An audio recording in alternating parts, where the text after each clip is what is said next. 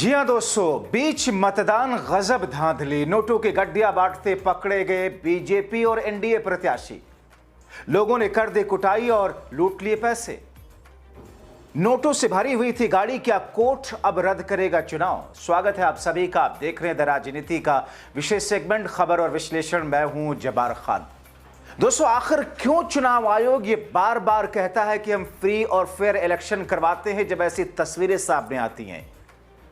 आखिर क्यों चुनाव आयोग के ऊपर सुप्रीम कोर्ट या देश में कानून लाकर ऐसी कोई गाइडलाइंस बनाई जाती जिससे चुनाव आयोग की भी चूड़ी टाइट हो सके? आखिर क्यों हरियाणा, राजस्थान, दिल्ली से जब बीजेपी के लोगों ने फर्जी वोटर्स भेजकर मतदान कराने की कोशिश की तो वहीं पर एक्शन क्यों नहीं लिया गया? और अब जब नोटों से भरी हुई गाड़ी पकड़ी गई, गड्डियां बांटते हुए बीजेपी और एनडीए के लोग पकड़े गए, तो इस पर चुनाव आयोग खामोश है। दोस्तों, सीधे सीधे आपको खबर की तरफ ले चलते हैं, क्योंकि बिहार अपनी किस्मत के लिए पहले चरण में मतदान कर रहा है। दोस्तों, वीडियो सबसे पहले आपको दिखाते हैं। लगातार 2-4 वीडियो आपको दिखाएंगे, उसके बाद में आप अंदाजा कीजिए कि चल क्या रहा है। आप देखिए इस वीडियो में कैसे जब गांव के अंदर प्रत्याशी नोट बांटने के लिए या उनके उस जनप्रतिनिधि नोट बांटने के लिए पहुंचे, गांव वालों ने कैसे घेर लिया। कुछ सेकंड का ये वीडियो देख लीजिए दोस्तों। तो गर्च पातर कहती ले लो वाला तो सुभाष बाबू केज के सुभाष बाबू जयप्रकाश बाबू केज जयप्रकाश बाबू के जयप्रकाश बाबू के गलत काम नहीं करबो तो गांव एक तरफा छिए। वोट डॉक्टर संजीव कुमार के गिरते यहाँ से। हां तो वोट तोरा जहां शीशा खोलो तो शीशा खोलो शीशा खोलो तो शीशा खोलो। अब एक और वीडियो आपको दिखाता हूं। ये दूसरे विधानसभा का वीडियो है। इस वीडियो को देखिए और तय कीजिए चुनाव आयोग की चुप्पी, बीजेपी की धांधली, नोटों की गड्डी, वोटरों को बांटने वाली लिस्ट। बाकायदा वोटरों के बांटने की एक लिस्ट तैयार की गई है। यानी कि इनको जो लगता है कि ये लोग बीजेपी को वोट कर सकते हैं, अधर में है, बाकायदा भाजपा कार्यकर्ताओं की एक बाकायदा लिस्ट तैयार की गई। सब कुछ सामने आ गया। आप देखिए सरफराज देखा, पैसे देखा, सरफराज पैसे देखा मैंने, पैसा फिर पैसा लेके जा रहा था। ये कहाँ लगला मेला में यार। और ये बाइक है अभी, मारे के नहीं था ये। मगर दोस्तों, फिर भी चुनाव आयोग खामोश है, पुलिस खामोश है। मोदी शाह तो अंदर ही अंदर मुस्कुरा रहे होंगे कि साहब जो हो रहा है ठीक ही तो हो रहा है। क्योंकि अब तक बिहार में जो वोटिंग पैटर्न देखा, इस वक्त तक दोस्तों वोटिंग स्लो कराई जा रही है, ऐसा आरोप लगाया जा रहा है। आरजेडी की तरफ से कहा गया कि वोटिंग स्लो कराई गई, कई जगहों पर ईवीएम की खराबी की खबरें आई, कई जगहों पर बिजली काट दी गई। अब दोस्तों, एक और जल्दी आपको वीडियो दिखा देते हैं। मोदी शाह ने एक ऐसे प्रत्याशी को उतारा जो बेचारी लोगों के विकास के बारे में तो छोड़िए, उस इलाके की बाउंड्री तक उसे नहीं पता। उसकी लोकप्रियता भुनाने के लिए, जीतने के लिए उसे उतार दिया गया मैदान में। और अब उस बेचारी से कैसे कानून का उल्लंघन कराने के लिए एनडीए ने दबाव डाल करके उससे एक वीडियो पोस्ट करा दिया, जिस पर केस होने जा रहा है। मगर कैसे होगा केस? क्योंकि चुनाव आयोग तो इन्हीं का, बहुत सारे लोग कहते हैं कि इन्हीं का पालतू है। देखिए इस वीडियो को सबसे पहले, जिसमें बीजेपी प्रत्याशी कानून को तोड़ रही हैं। प्रिय कार्यकर्ता साथी, जय सिया राम। मैं आपकी प्रिय मैथिली। मैंने भी सुना है, जाना है कि हमारी पार्टी कहती है कि बूथ जीता तो चुनाव जीता। मैं जानती हूँ बूथ स्तर के अपने सभी साथी प्राणपण से जुटे हैं। चुनाव प्रचार के दौरान हम समय समय पर मिले हैं, पर किसी से बात हो सकी और किसी से नहीं भी हो पाई। अब तो चुनाव के असल युद्ध का समय आ गया है, जो बूथ पर ही होना है।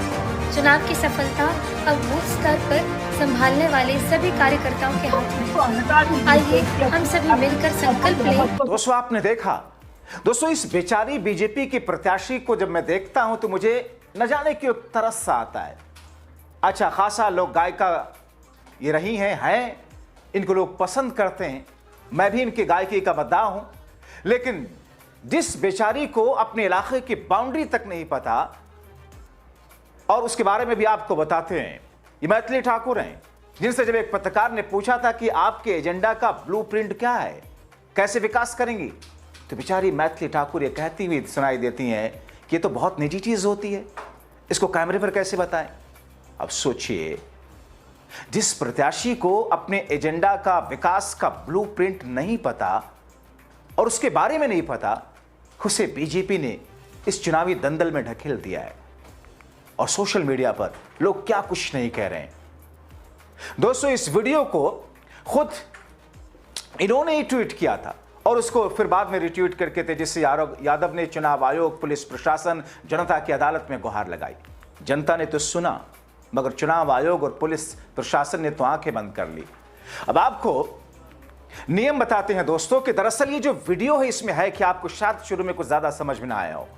दरअसल ये वोटिंग से चंद घंटे पहले रात का वीडियो है, इन्होंने जारी किया था।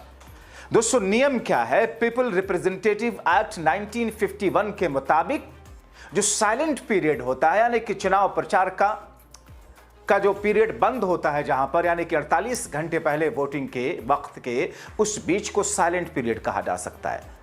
उसमें आप डोर टू डोर जाकर के कैंपेन कर सकते हैं, लोगों से मिल सकते हैं, लेकिन किसी तरह का कोई ऐसा बयान, किसी तरह के कोई ऐसी रोड शो, जुलूस, सभाएं आप नहीं कर सकते। और बाकायदा इन्होंने वीडियो जारी करके लोगों से क्या कुछ अपील की थी। ये उस कानून का उल्लंघन है, और इस कानून का उल्लंघन भर नहीं है, बल्कि चुनावी नैतिकता का उल्लंघन है। अब दोस्तों, तय कीजिए खरा क्या रहा चुनाव आयोग, क्योंकि केस तो डलवाया गया, शिकायत तो कराई गई है इंडिया गठबंधन की तरफ से, मगर चुनाव आयोग खामोश। ज्यादा से ज्यादा क्या करेगा? एक नोटिस जारी कर देगा, नोटिस जारी करके जवाब ले लेगा और जवाब के बाद में केस को रफा दफा कर देगा। मगर यही अगर कोई विपक्षी पार्टी का प्रत्याशी होता तो मानो चुनाव आयोग शेर बन जाता, 2-2 फीट के उसके दांत निकल आते, उसके नाखून 4-4 इंच के निकल आते, पंजा मारने लगता है ऐसे ऐसे। यही है चुनाव आयोग का चलन पिछले 11 वर्षों से। दोस्तों, इसके अलावा अब आपको एक और धांधली दिखाते हैं कि कैसे इंडिया गठबंधन के महिला वोटर को जो लाइन में लगी थी उसे वोट तक नहीं डालने दिया गया। चुनाव आयोग के अधिकारी कैसे उसे परेशान करते हैं, सुनिए उसी की जुबानी। येलो ने रिसीट ही नहीं दिया। अभी पर्ची आता है ना, एक पर्ची मिलता है और उसको जमा करना रहता है। हमारे पास डिजिटल है, हम लोगों को डिजिटल भेजा गया था और अंदर गए तो वो बोले कि उनको हार्ड कॉपी चाहिए, बट येलो ने प्रोवाइड ही नहीं किया है, तो मैं कहाँ से हार्ड कॉपी दूँ? और ये कार्ड आप लेकर रखी यहाँ पे आई हुई थी और उसके बावजूद वो कह रहे हैं मेरा नाम भी एक टिक भी लगाया है, मेरा उसमें टिक भी लगाया है मेरे नाम पे, बस पर्ची में तो वोट कास्ट नहीं होगा। तो फिर हम जा रहे हैं, क्यों आए? सुबह से आए मैं वोट देने के लिए। अगर कोई सब अगर इन लोगों को कोई प्रिपरेशन नहीं करना है तो फिर क्यों परेशान करते हैं? और दोस्तों, जब यह हाल हो जाए, जब जबरन गांव में घुसकर नोटों का बंडल बांटकर वोट हथिया लिए जाए, हथियाने की कोशिश की जाए, जब विपक्षियों के महिला वोटरों को वोट डालने से रोका जाए, जब मतदान से पहले रात में कई हत्याएं हो जाएं, जब खुद बीजेपी प्रत्याशी मतदान से ठीक पहले वीडियो जारी करके वोट हथियाने के लिए वीडियो जारी करें, और जब हरियाणा, दिल्ली, राजस्थान जैसे दूसरी जगहों से ट्रेनों में भर भर के फर्जी वोट के लिए लोग भेजे जाएं और इस पर चुनाव आयोग आके मोते रहे, तो फिर जनता तो जवाब देगी। और जनता के पास एक ही हथियार है, वोट की चोट। सुनिए तेजस्वी ने कैसे बीजेपी की रणनीति के धागे खोले और जनता को जागरूक किया है। बाहर जो बिहार के रहने वाले जो भाई हैं, उनको भाजपा के लोग टिकट कटवा करके पटना भेजने का काम कर रहे हैं। रिटर्न टिकट भी कटवाया गया है ताकि उनको वापस बिहार से बुलाया जाए वोट देने के बाद। तो जो भी बिहार के भाई ट्रेनों में स्पेशल ट्रेन ये चला रहे हैं, छठ में तो स्पेशल ट्रेन नहीं चलाया इन लोगों ने, टॉयलेटों में ठूस ठूस करके लोगों को भेजा है। रेल मंत्री गायब हो गए थे, स्पेशल ट्रेन चलाने की बात कर रहे थे। अब चुनाव है तो टिकट कटा करके कई स्पेशल ट्रेन कई अलग अलग देश के शहरों से जो हमारे बिहारी भाई जो बाहर कमाने के लिए गए हैं उनको वापस भेजा जा रहा है। जाओ तो वोट दे करके आओ।